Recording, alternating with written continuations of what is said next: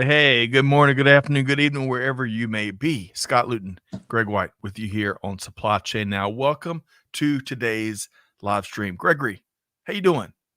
I am doing well, wherever I may be. Right?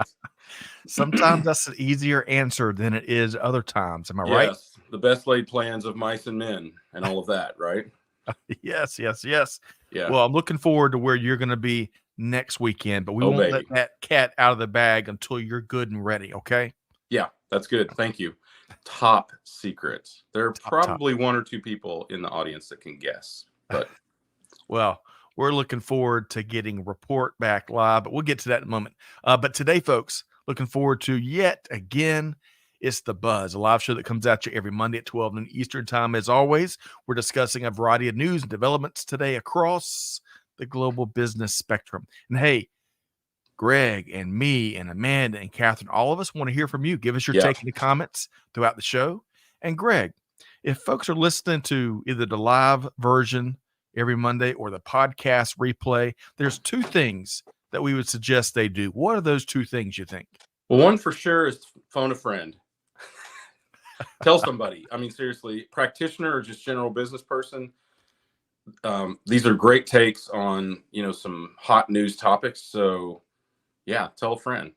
We've had several people do that. I mean, you can see it in the audience and in the engagement and the communication. So to those of you who have already done that, I really appreciate it. But yeah, tell somebody. Tell somebody. Our hardworking Supply Chain Now team would appreciate it. And then secondly, especially if you're listening to this on the podcast replay, which we drop later in the week, usually on Fridays, hey, join us for our live show. Yeah. We'd love to engage with you and get your take as we work through all these stories. Join us live and also join us on YouTube if you're just doing it on a podcast, because then you get to see which selection of quarter zips Scott and I have chosen on a particular day. I have a rotation of 3. I need more. I need more, right? Oh, gosh. All right. So, folks, great to have you here. We got a great week of content and takes and news and programming all lined up. But before we got 4 stories here today. Before we get into those 4 stories, we want to take a minute and celebrate a very important time of year, and that is Black History Month, right? So we want to recognize it. We want to celebrate it. It's really important year round, but especially in a focused time like February to lift up and acknowledge the incredible, extraordinary contributions, not just here in the States, but around the globe that African Americans and Black folks have made towards all of us. And we featured that, Greg, in the most recent edition of With That Said. In fact, I learned over the weekend, Greg, I don't know if you knew this or not, every Black History Month, they develop a theme. And this year's theme is officially African American and the arts. So one of the cool things we featured at near the top of With That Said is 16 Black artists to know, from Gordon Parks, Marion Perkins, Alvin Thomas, and many others. Some really cool and fascinating artwork that I bet has been in many of y'all's blind spots. So check out that. Check out With That Said. Of course, we got news from across the globe and upcoming live shows in this almost weekly newsletter. Gregory, so going back to Black History Month, any comments on your end, Greg? Yeah, I mean, there are just so many contributions, like you said, Scott, around the world. It's, I think we could have done a better job. I mean, February is ugly weather, but I don't know if that was what was available on the calendar or what. But what I'm going to do is advocate for like a summer month, right? Okay, I like it. I like it. No, I mean, I think about what I learned in school, right? About all of the fantastic scientists, agriculturalists. So I'm from the Midwest, the Wild West, and a huge number of the cowboys in the West were Black freed slaves, right? So they had a huge impact on ranching and farming in my part of the country. And you don't really see it so much in the Western movies, but it's absolute fact, and kind of a cool part of that history. Well said, Greg. And I think you're speaking to one of my favorite parts, especially in the last 3 or 4 years is I've really leaned in to doing more research into stories and contributions, because I think, I only speaking from my experience, Greg, growing up as a kid, as Black History Month rolled around, we focused on some of the same incredible figures, of course, that we should. But Mm-hmm. the flip side of that is you don't always, you can't uncover all the lesser known The incredible. backstories, exactly. Yeah.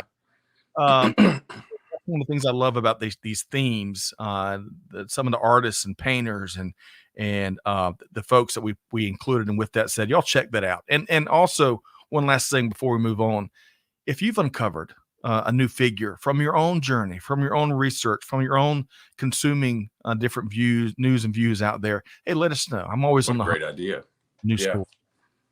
Yeah. Okay, so Greg, are you ready? Moving right along, we got 4 interesting stories that we're going to dive into here today. Are you ready to jump into the first one? Yes.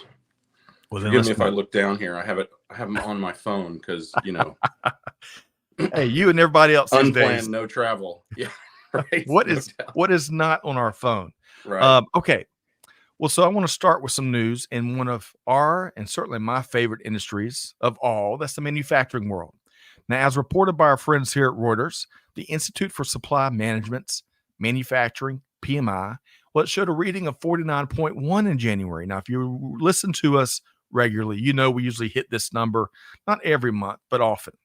Uh, so that reading of 49.1 is up a couple of points from December 2023. Now, friendly reminder, any reading over 50 indicates manufacturing expansion. However, January's number was the 15th straight month that the PMI stayed below 50, which is the longest stretch in 20 years. Now, production, the good news here, because there's always good news if you go looking for it, production of factories did tick up a bit, as well as new orders. Greg, new orders were up over 5 points month over month. Raw good pricing, though, the prices paid by manufacturers, that jumped even bigger, over 7 points January over December. Now, separate index, y'all may have heard of the S&P Global PMI Index. Well, don't you love it when this research, these data, they concur with each other? It's like that scene from the movie. I concur. What scene is that?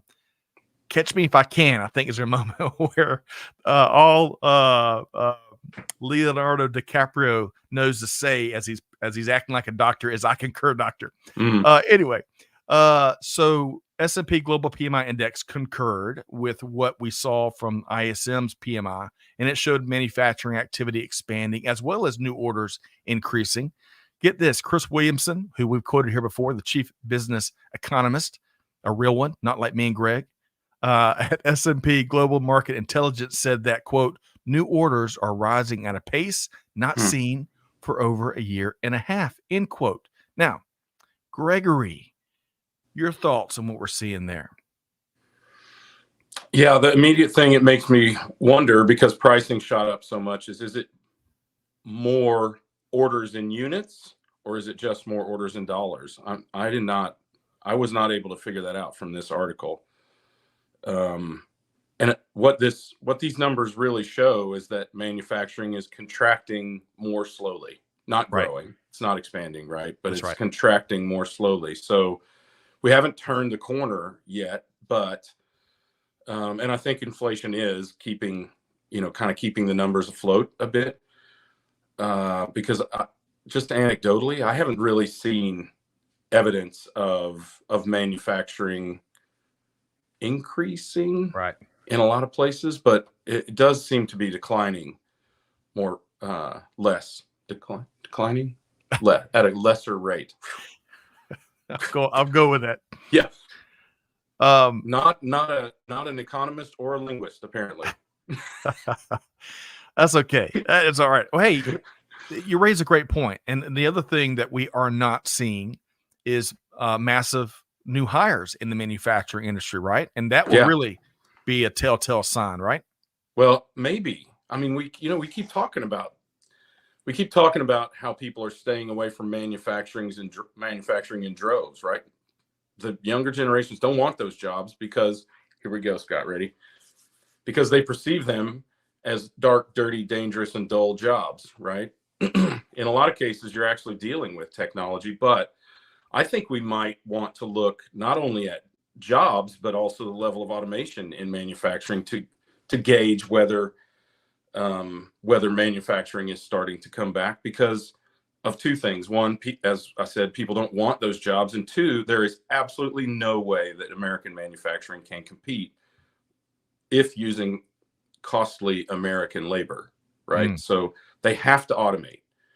And, we talk about the dynamics of this a lot, about because people don't want the manufacturing jobs and because those jobs are expensive, then automation is not replacing anybody. In fact, we know, Scott, that since 2019, we've had at least 10% unemployment in the craft, right? In supply chain in general, and more, very high numbers. I don't know exactly more, but very high numbers, particularly in manufacturing. And as people retired during the pandemic, those people were not replaced with people from the younger generations, right? Because most of those retirees were baby boomers who left at an accelerated rate during 2020 and 2021. So, there's no excuse for us not to automate. We're not taking away anybody's jobs, and it's frankly the only way we can compete. So I think it makes good sense, and I think that's a number we ought to be keeping our eyes on. We might have to do that, Scott. I don't think the PMI, or the other indices, they're not really programmed to do that, and they're not flexible enough to adapt that quickly. So, excellent point. And folks, to piggyback on Greg's last point there, do not treat the ISM PMI or the S&P Global PMI as the holy grail. Use a collection of signals. That's really important. Great point there, Greg. And then also, you touched on jobs.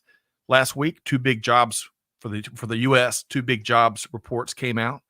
We saw the ADP jobs reports on the private sector, which really underperformed in terms of new hires. And then kind of on the other end of the spectrum, the Bureau of Labor Statistics dropped a big report with it. And according to their numbers, they smashed expectations. So somewhere in the middle, Greg, probably is some truth, don't you think?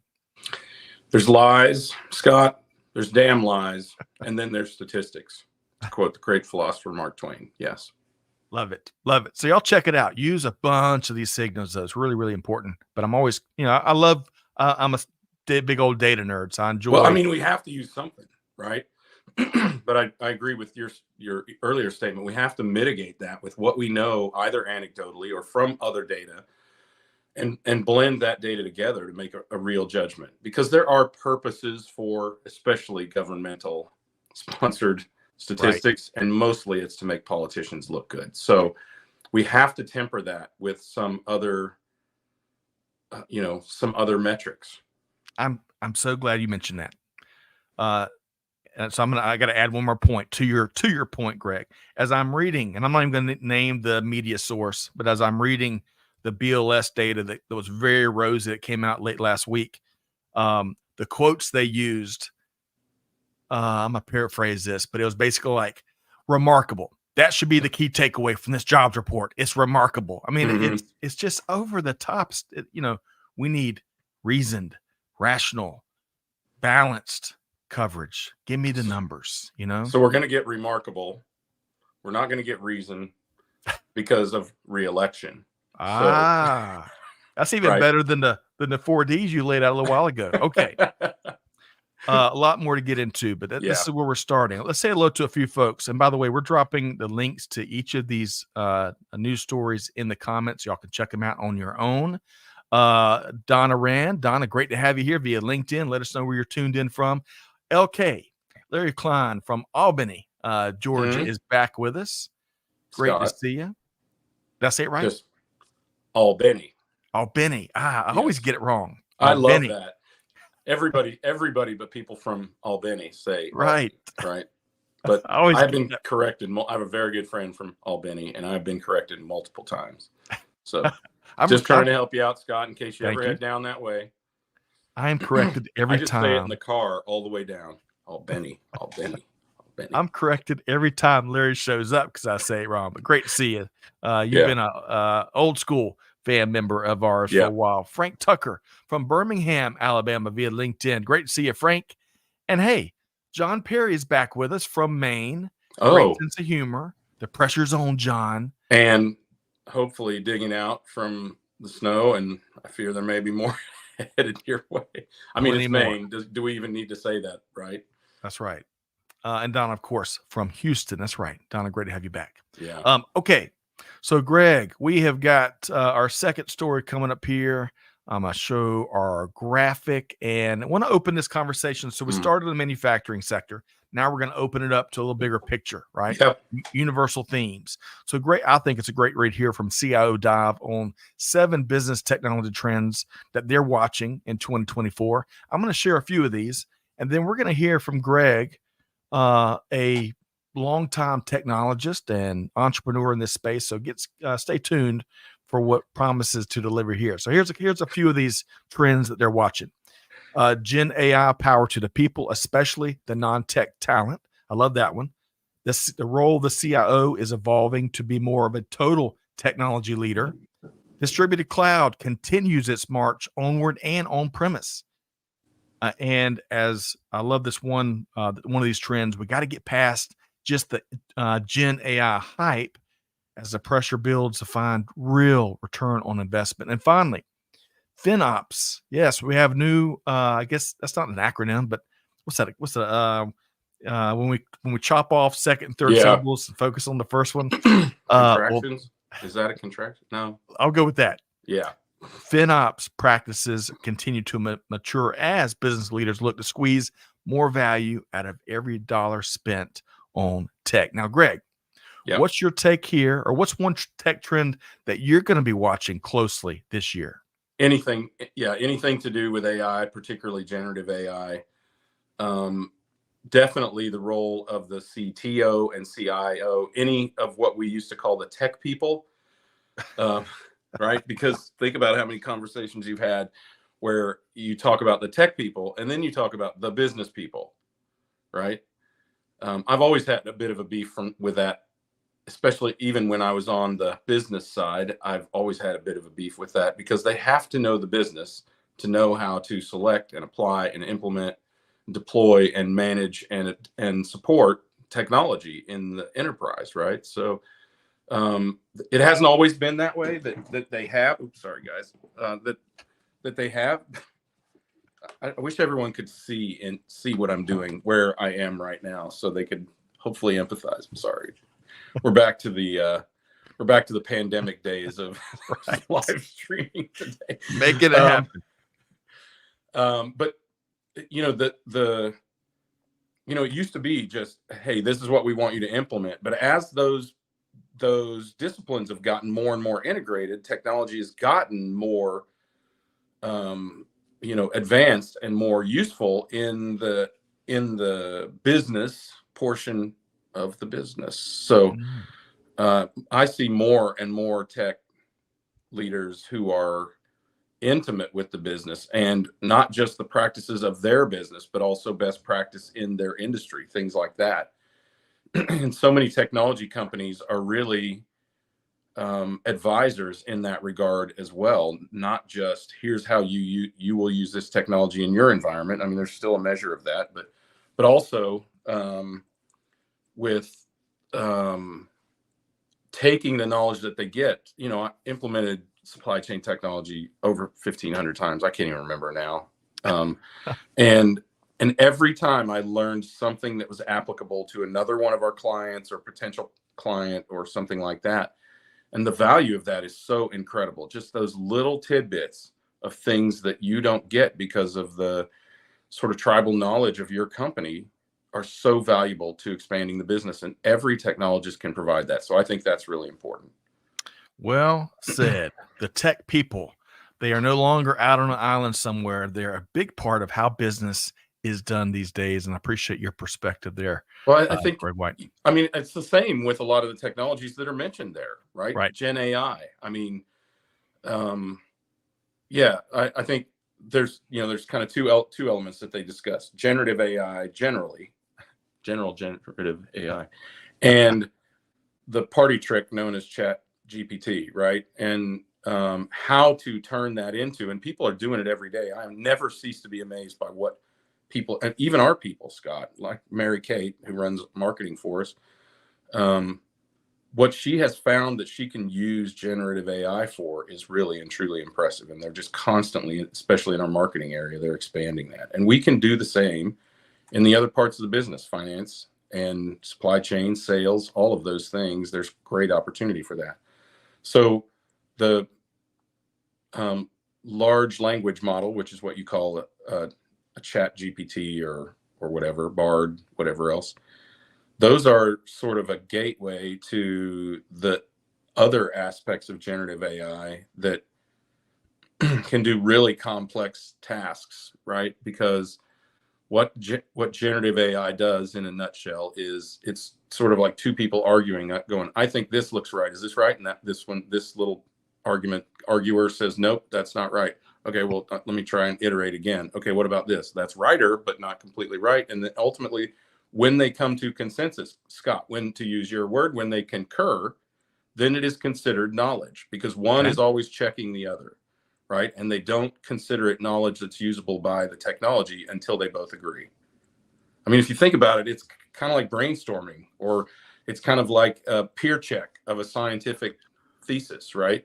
Okay. So that's what generative AI does. And if you imagine that not just being, is this the right way to say this, but is this the right way to structure this? Is this how this supply chain is structured, for instance? Or is this how our financial process ought to be structured? Then you can see where it could do what a human mind can do, which is to drive and even design things. Now, drive and design things that have some semblance of existence. It's harder for generative AI to manifest, right? To just take something out of the ether and go, here's a new bit of knowledge. It's harder, but I believe not impossible. So that's super powerful, and something, if you are not exploring generative AI in at least its most rudimentary foundation, which is Chat GPT, you are missing the boat, because there is a ton of power there. Agreed. I'll tell you, going back to what you shared halfway through your response, I wish I was highfalutin enough for a peer to want to check out and compare my research thesis, Greg. Maybe it'll happen to me one day. We'll see. Larry Klein says he uses Chat GPT when he writes code. Yes. Okay. Yep. Do share. There are companies technology companies exploring being a 3-person unicorn, using generative AI tools to write the code so they don't have 100 people on staff as developers. Okay. I don't really know how feasible that is, but I've got some very close friends who are exploring that. So okay. Well, if you don't know, I certainly don't know. So we'll keep our finger on the pulse and wait for you to report back on just how feasible it is. We'll see. But regardless, so much to watch and keep on our radar when it comes to technology. I want to move over to I almost said a sub-segment of technology, but it's not really. We need cybersecurity across every aspect of the business and really our lives these days. So let's touch on what some of the things we're seeing when it comes to the hiring market in the world of cybersecurity. So, Greg, it goes without saying, finding talent is a problem everywhere, including in the cybersecurity world. Global cyber job openings grew by some 350%, from 1 million open jobs in 2013 to 3.5 million openings in 2023, according to Cybersecurity Ventures. About 750,000 of these open positions, though, are in the U.S.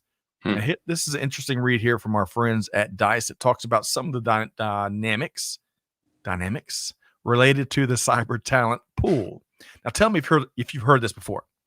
The article cites research that indicates, quote, the most significant skills gap relates to the so-called soft skills, such as communication, writing, and adapting to company culture, end quote. Of course, as old as the day is long, if I got that right, that cliche right.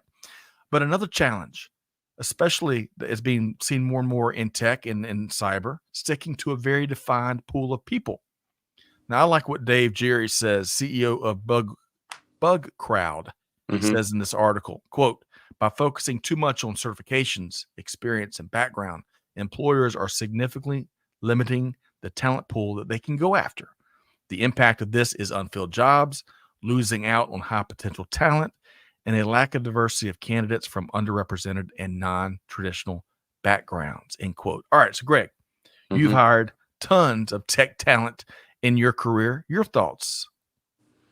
Yeah, well, I think the communication gap is not, it used to be, I think, more unique to technology people. I mean, look, let's face it, in their heart, they're engineers, right? They're those kids that used to sit around taking apart their toys. By the way, if your kid takes apart their toys, send them to engineering school, because they are in their soul an engineer. And that's one of the few professions that I think you are, not you become. That accounting, honestly, I think salespeople are born, not trained. Right. Okay. But anyway, so that's a huge problem for these generations, because they spend so much time on devices rather than in human contact. But it's also because of the integration that we've talked about between business and tech, and cybersecurity is another avenue of technology. I mean, it's protecting technology with technology in a lot of cases, right? Nobody's out there holding a shield in front of your server, by the way, regardless of what they say. Though there may be a razor wire 18-foot chain link fence around your data center. I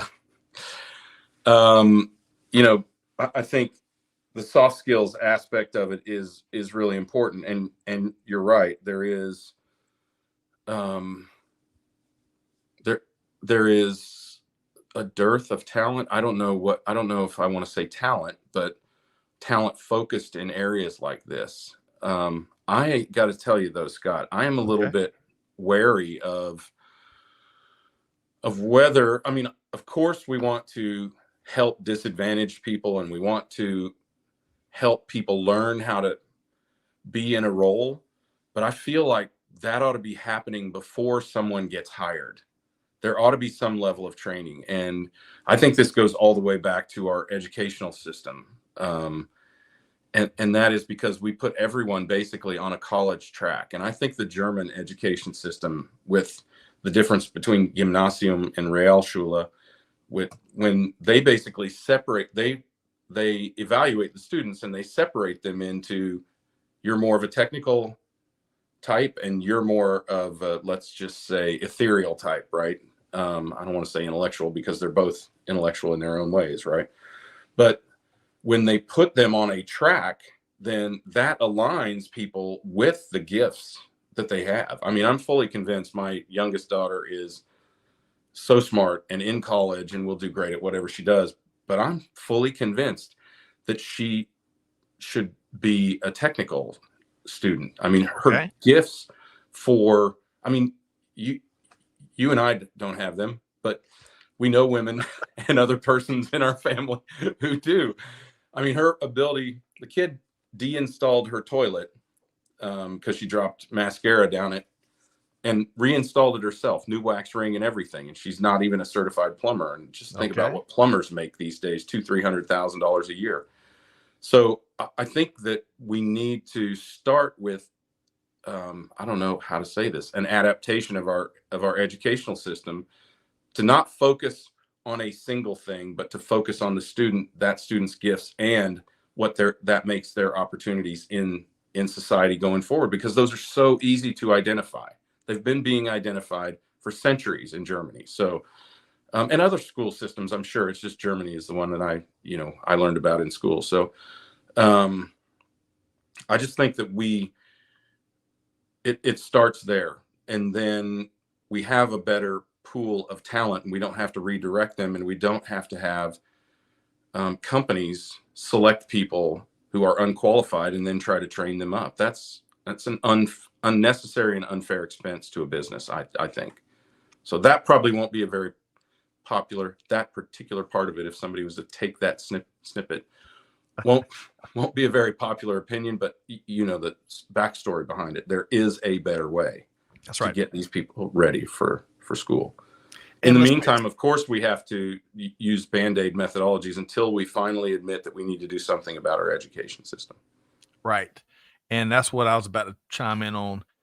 I think if we were going to be real honest, many aspects of our, at least here in the States, our national education system are due to be reinvented in many ways, you know, and I'm I don't want to paint too big of a broad brush because we've seen some great stories. In fact, Catherine talks about Kennesaw Mountain High School does some of that that you were talking about with apprenticeships and all, Greg.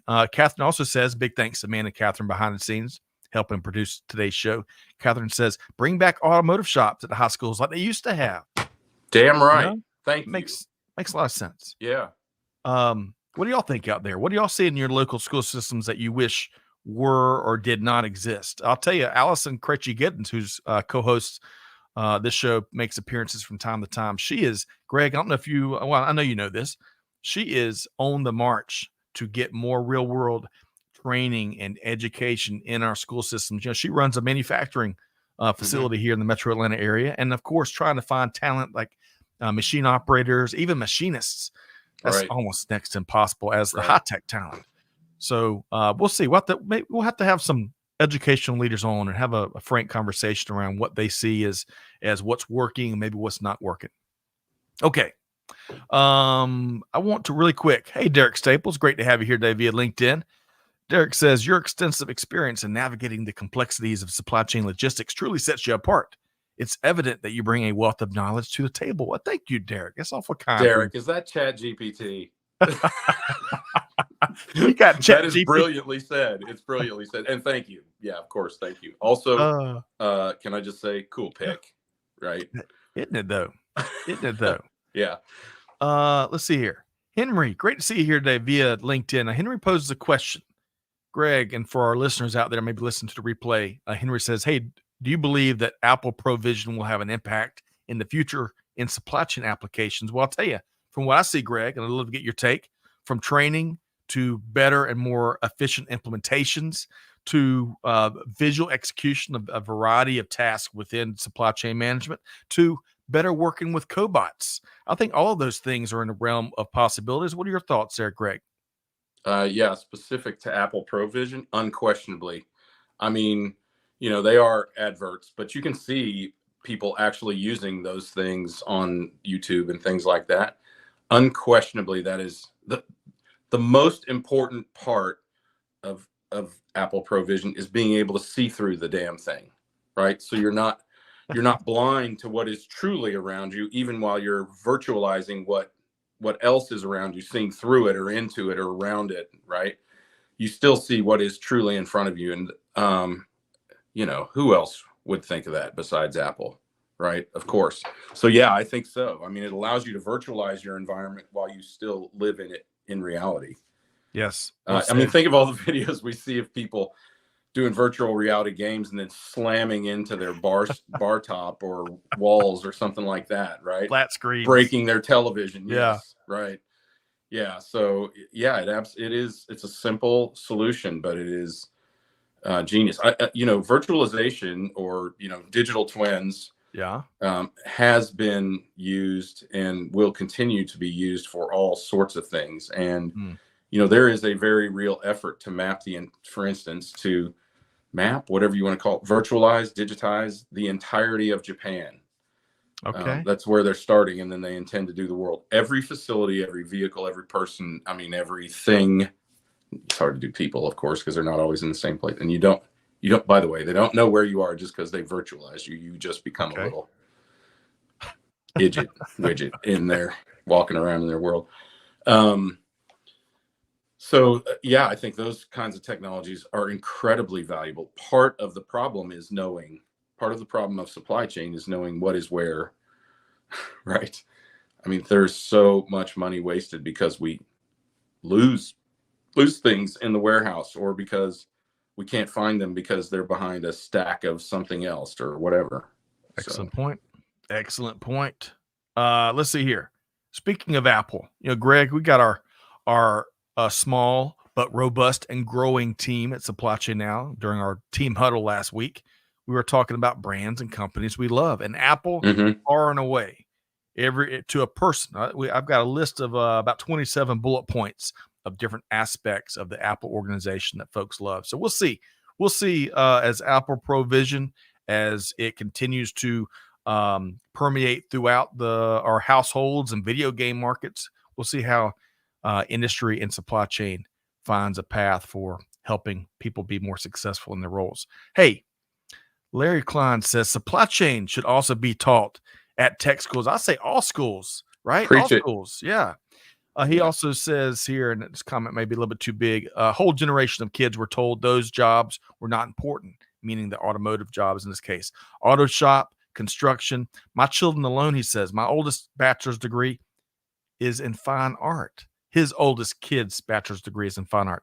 He's now a low voltage electrician. His next son is going straight to welding school. His 12-year-old, she's still finding her path. I think a lot of us can relate to that. We're going to Your kids are going to be able to keep you in the manner to which you become accustomed, Larry, because I see more and more kids that I'm thinking of a particular friend of mine. His son dropped out of college and became an electrician, and he already makes more than any of his friends who will graduate from college will, until they're 5 or 10 years into their career. Really? Yeah. So the time value of money of that is incredible as well. Really? I mean, start making 130, 180 grand a year now, rather than start in a $62,000 a year job or whatever and make 180 grand in 10 years. What are we doing here, Scott? Let's go be plumbers. Well, I learned a powerful lesson based on data research, years of data research from father-in-law Fred Midkiff, who told me that there's two types of people that does electrical work. There is professional, licensed, certified electricians, and then there's dumbasses. So ever since he shared that with me, I have not attempted any electrical work. Classic Fred Midkiff brilliance. Yes. Very true. All right. So, Greg, from this last article, which we touched on, all things cyber and the cyber hiring market, that took us on all kinds of different parts of the conversation. So we're saving perhaps the best for last, because Greg, if there's one organization that we love to talk about here, it's Macy's. Now, and it's certainly one of Greg's favorite retailers to talk about. So this retailer, the behemoth, still a behemoth, I guess, is got a new CEO that started over the weekend, started yesterday, Sunday. Tony Spring. So Spring brings an extensive retail background to the table, including decades of experience as CEO at Bloomingdale's. That's good, because he's going to need all of that and a lot more to conquer the challenges at Macy's, such as shoppers with less discretionary spending power, decreased employee morale, especially after a couple of thousand of Macy's team members were recently laid off, unsuccessful stock, sales, and financial performance, and perhaps the greatest challenge, Greg, all the doubts, growing doubts as to Macy's ability to reinvent itself as a highly relevant and capable retailer in the 21st century. Greg, will Mr. Spring be able to turn the ship around? Well, not to reflect on Tony Spring, because I don't know him, but speaking of dumbasses, there are people who are well trained in running and managing retail, their retail enterprise, and then there's Macy's, the repetitive, abject failure of the greatest brand in retail is an absolute travesty. William H. Macy must be rolling over in his grave again, as a bunch of dumbasses wreck his company again and have to bring somebody else in to fix it. Macy's has multiple problems, most of which is they can't decide if they're a luxury retailer or they're Target. And they look so much like a fancy Target that people just go to Target instead, or even Walmart now. And I mean, if you've ever looked at how their stores are merchandised, how the product is displayed, and some of the product lines that they have in the store, I'm thinking particularly about small kitchen appliances and things like that. That's not the kind of stuff that Macy's ought to be selling. You can get that anywhere for a much better price. And, most people buy that junk online anyway. I mean, an Instant Pot at Macy's, really? Come on. I mean, if you're going to sell only like Hinkle or something like that, I could see that at Macy's. But this is the problem that Macy's has had for decades, is they can't decide if they are a luxury or a discount retailer. And they have muddled their own identity to the point that people can't identify them either. They don't know what to go there for. It's not Neiman Marcus sells, and Nordstrom sells really, if you think about it, Neiman Marcus sells all the really expensive stuff, right? Nordstrom sells some of the upper level stuff and, and kind of the next tier down. And Macy's, what does Macy's sell? I mean, you just don't know. You might get some Polo, but you might also get some, I don't know, whatever these other brands are. Bonobos, right? Right. The brand that's owned by Kmart or Walmart, sorry. But you just don't know what you're going to get, and that's a huge problem. And then they overinvest in real estate. They put too much real estate on the cap table, owning stores when they should be leasing.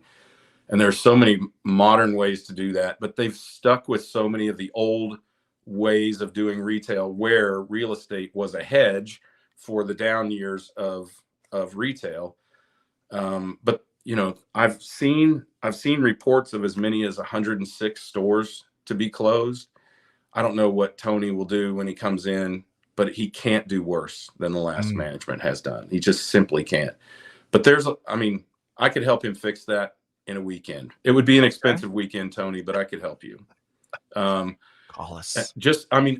They need to not just look at those people who shop at their stores, but those who would if that store meant anything anymore. And they really need to go back to, kind of being, instead of being Target, they kind of need to be like Neiman Marcus, Nordstrom and Macy's should be on par with one another, and just probably cut some product lines that just aren't sensible, that don't have enough margin, right, and that don't produce footsteps into the store.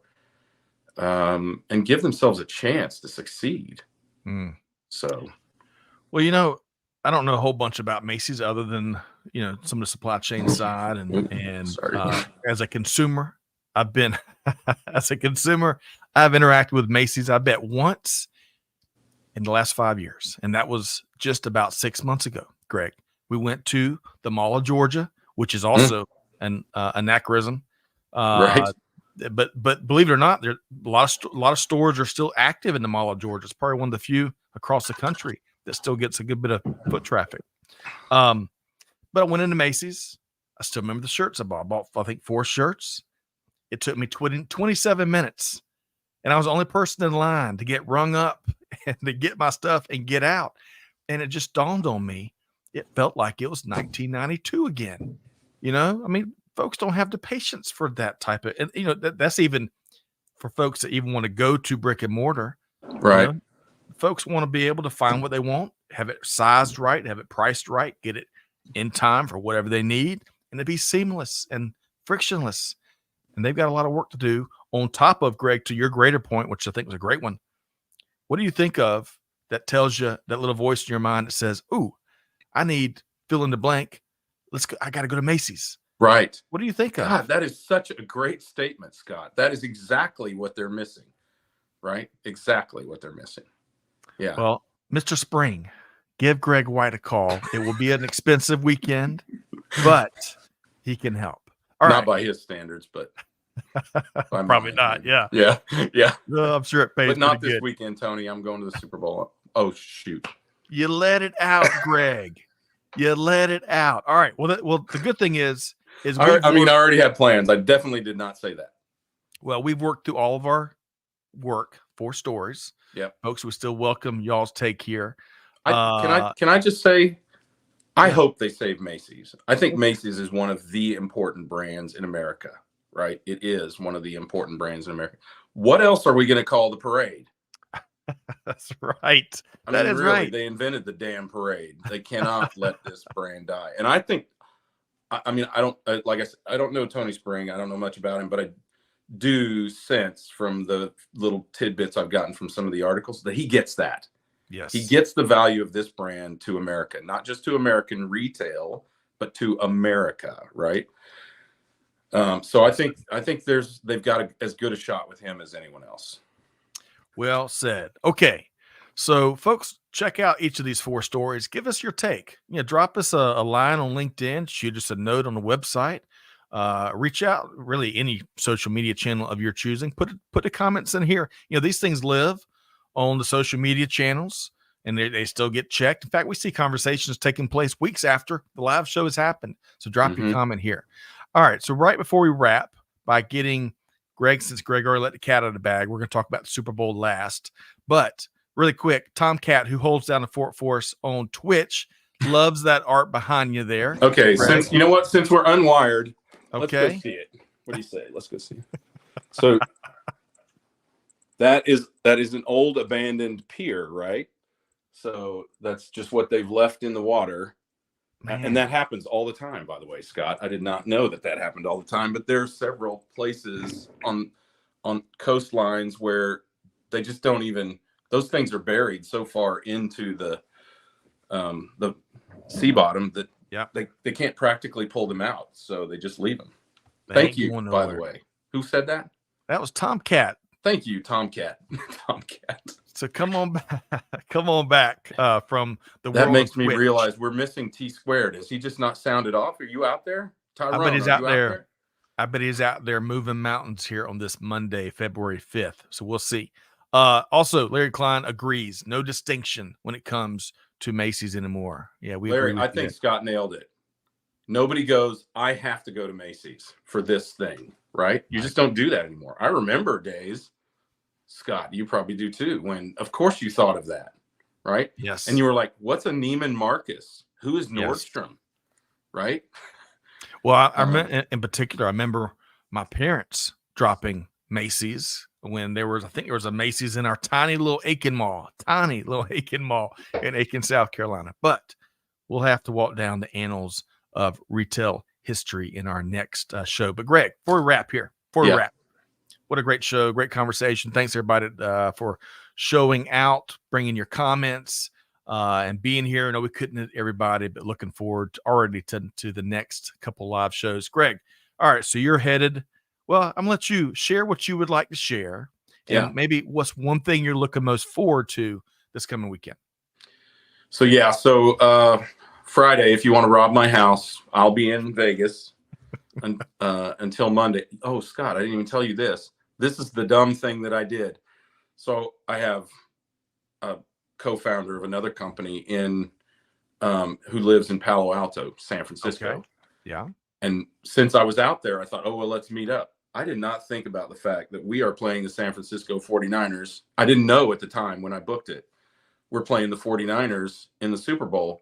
I will be on a plane Monday afternoon, probably chock full of 49ers fans, on my way to San Francisco. Yes. After the Super Bowl. So win, lose, or draw, it's going to be a rough flight for me.